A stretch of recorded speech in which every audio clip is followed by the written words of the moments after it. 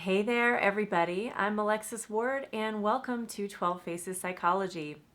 So, today, what I wanted to do is basically just sow some seeds of hope and courage for everybody because I know that we're all feeling it. We're feeling the heavy energy of this time period. We're feeling the anxiety of what's to come, what's chapter 2 of this story that we're going to be reading. And so I wanted to share with you the things that I personally come back to when I'm feeling spun out, when I'm feeling the heavy fear, and that bring me back to a place of hope and courage moving forward. So here are the things that give me those aspects when I'm in need of them. The first one is I always come back to my knowing that we are eternal consciousness that is taking on this human body, this form, this vehicle for an experience. Now, that is not going to be everybody's spiritual belief. I totally understand that. But really, what I'm offering here is, first of all, if that resonates with you, that's a really beautiful thing to come back to a time and a time again. But even if it doesn't, looking for what is your fundamental understanding of what you are, not just who you are, but what are you? What are you that is having this human experience? Because I think that that is where we all need to go, right? We're probably all going there to some extent as human beings to begin with. But right now, that question can be your salvation. That question can be the bedrock that you come back to when there's nothing else solid to stand on. So from my perspective, we're eternal consciousness. And in knowing that when we are released from this vessel, we go on to new experience and that everything is experience. Therefore, it's a lot easier to be here and be in toleration of whatever needs to go on and to be in excitement of, not even just toleration, but excitement of the experience that's in front of us because it is an epic journey that we're on. So coming back to that realization of this is a temporary experience, a temporary journey, and instead of fighting those aspects of it that feel uncomfortable, that feel challenging, that feel fearful, to sink into the realization of I signed up for this ride, now I'm on it. Let me remind myself that it's a ride. All right, number 2. The astrological time clock.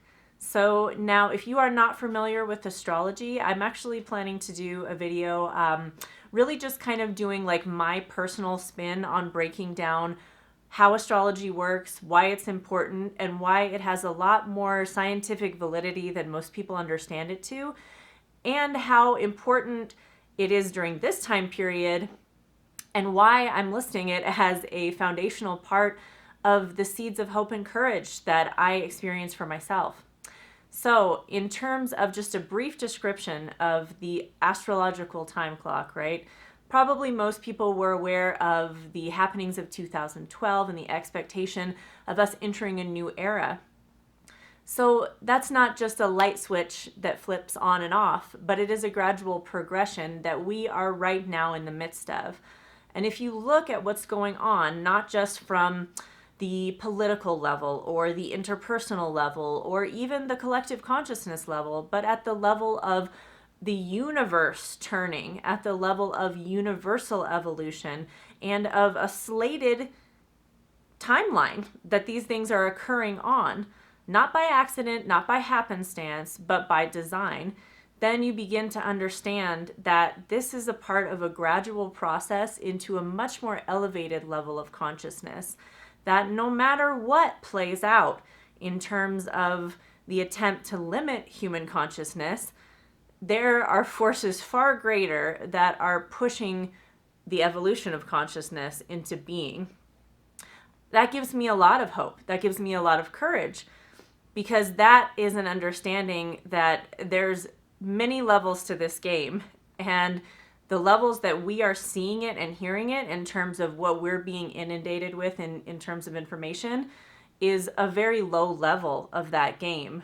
So when I look to the higher understanding, when I look to the more universal way that this shift is occurring and how this time period, this brief time period, is playing such an important and rapid part in changing the consciousness on the planet, that gives me a lot of hope and courage.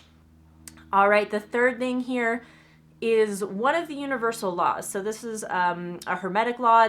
It's also echoed in many other spiritual practices. The part we usually hear is as above, so below. But the last part of that, which actually resonates a lot more deeply with me, is as within, so without. Now, what does that mean? That means that our external experience is a reflection of our internal environment. And the reason that that gives me a great deal of hope and empowerment is that we are an active participant in the outcome of this event that is currently occurring. The vision that you hold for what is going to happen here, your ability to see outside of what the mainstream narrative is driving us towards, your ability to create the future that you see is limited only by your own imagination. So clean up the inside. Do what you need to do to stabilize yourself, because most of us are on a roller coaster right now. I've been saying that the image I keep getting is those like flying squirrel suits when people are jumping off a mountain and like they're right by the cliff. You gotta stabilize yourself. The wind is strong and it is difficult to gain that equilibrium, but that's what we need to do right now. We need to stabilize ourselves. We need to have the willpower to maintain a modicum of self-control when it comes to our mood lability. You need to be able to kind of keep an even keel through all of the ebbs and flows and fear and hope and all of it. There's got to be some anchor inside of you so that you can make really good, healthy choices for yourself during this time period. And you can really step back and reflect on what's going on and not just continually be sucked into it and being thrown around by the tide.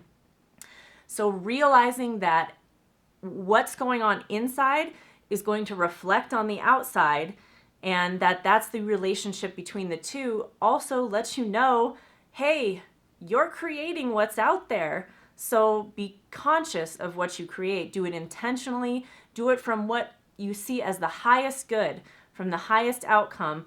Really put your internal vision, your third eye vision into that space where you're creating from there, because you are an absolute participant in how this thing turns out. All right, now the last one really just ties into the as within, so without, but it is a reminder that you can create your immediate environment. You may not be able to change the entire legislative system right now. You may not be able to change racism and all the history of it. You may not be able to change weather patterns, or I don't even know what, but what you can do is you can create your life as comfortably as possible so that you can ride this time period out with as much peace as possible. So get to creating that in your own environment. Set your house up how it feels efficient and flowing and graceful for you. Create only relationships in your life that are feeling good. Do things to keep your body in a positive state. Get your immediate environment under control, because you do have control of that. And if you focus on what you do have control of, if you focus on the vision that you want to create, and you focus on remembering that this is a temporary experience and that you came here to be a participant in this wild, crazy ride that we're on, that for me sheds a lot of light. It sheds a lot of broad perspective, and it gives me a lot of hope and courage as we go through the birthing canal into a new era of human consciousness. All right, I hope that this video has helped you in some way, and that you'll share it, and that you'll come back and see more of my videos. All right, thank you, and I'll see you next time. Bye.